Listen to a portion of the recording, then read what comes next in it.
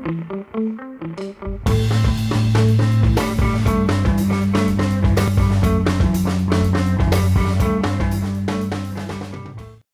so I've had some mates who have previously in the past had some heel pain, or even now playing footy, have had some heel pain. What are the common, sort of, areas that this happens? Yeah, sure, Tom.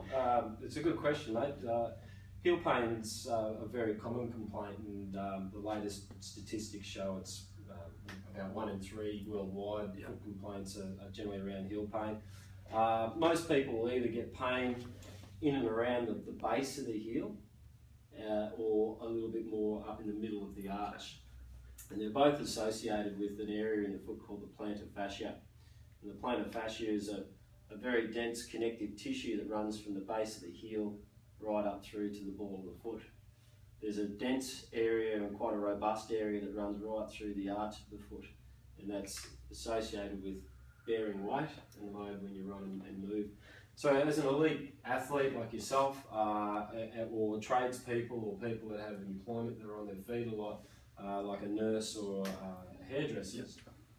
It's considered a repetitive strain type of injury. So the more that you're on your feet, and the more likely you can sustain this repetitive stress or strain. It's generally coupled with bad foot posture and tightness either in the arch itself or in surrounding soft tissues like the calf muscle, and even higher into the hamstring can all have an influence. So if there's so many causes, do you guys treat everyone the same, or? We do. We approach it the same way when we're diagnosing, and the diagnosis is generally through assessment by your podiatrist and your practitioner, and also diagnostic scans such as x-rays and ultrasounds. And once we know the extent of the damage that we're dealing with, we can often diagnose correctly. And that can range anywhere from development of a calcification at the base of the heel bone called a heel spur, which is quite commonly known and associated, right through to thickening and degenerative changes in the ligament and the plantar fascia itself, either where it anchors into the base of the heel or up in the middle of the arch. The plantar fascia is a large piece of connective tissue that works to anchor the rear foot or the back of the heel up to the forefoot or the front of the foot here, or the ball of the foot. It doesn't have a great deal of elasticity. It can have some give to it for the moving arch of the foot, but it also has to have some structural restraint to stop the joints and the bones in the foot from damaging each other. Picture 2 trees that have a tight rope anchored between them. And if you have enough stress, or if you jump on that rope repetitively, sooner or later some of the small fibres or the twine in that rope are going to start to wear out and degenerate. Your body's a very good machine and is a natural healer. However, if that process continues, the area will start to thicken and scar and start to create chronic pain. Usually around the 2 weaker points, around the insertion of the plantar fascia into the base of the heel, or what we call mid portion, which is right in the middle. So it's the middle of the rope, or where the rope attaches to the tree. So with that, how would you normally go about treating these types of injuries? Well, good question, Tom. First, once we've actually diagnosed the condition through the appropriate assessments and scans, then we can move on to establishing a proper treatment program for you. The most common symptom that people experience is what we call first step pain or early morning pain. And that would be where you've been sitting for a long period of time, or when you first get up in the morning, you experience a very sharp and excruciating pain. And it often feels like it needs to get some blood flow or loosen up a little bit over 10 or 15 steps after you've done that. What that essentially means is the injured area of the tissue, when it becomes thicker, it also loses a lot of blood flow. And when you get off of that area and overnight or after a period of rest, that tissue will start to stiffen up and condense and build fluid up into it. And when you put weight onto that, it has to more or less tear out and stretch out, and that fluid needs to escape, which gives you the intensity of pain. One of the treatments that we possess at Southeast Podiatry and Medifoot, it revolutionises heel pain treatment. It's called Shockwave Therapy.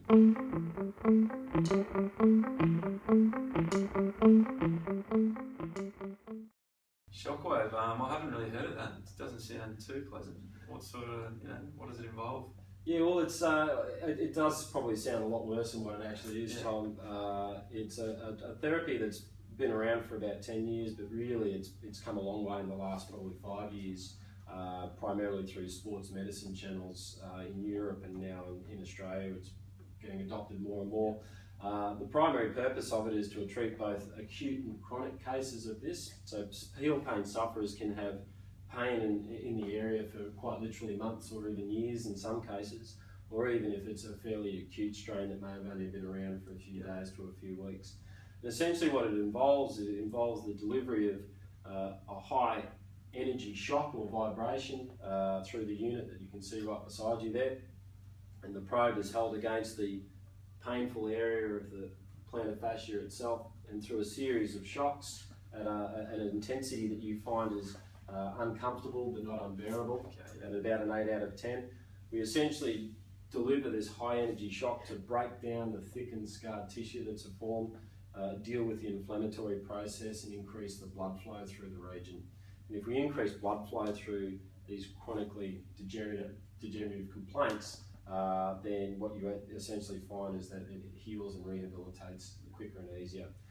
The evidence shows, and certainly in practice we see, that there's about an 80 to 90% success rate with using the therapy.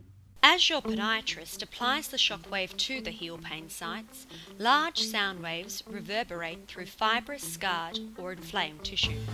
Shockwave creates a release of substance P.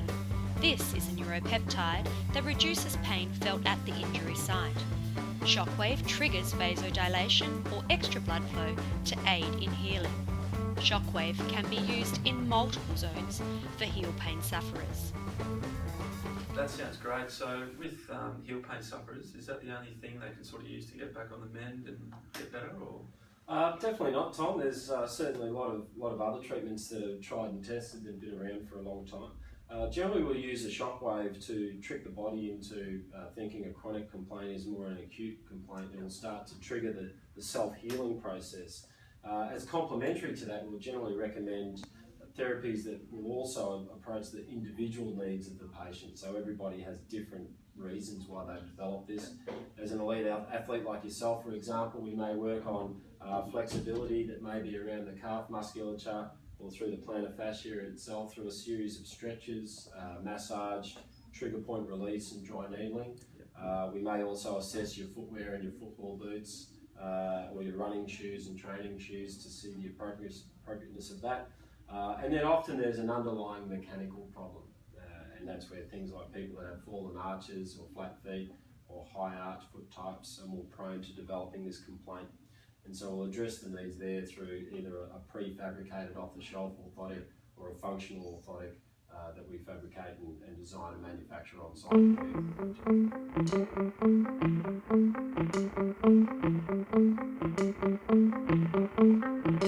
site.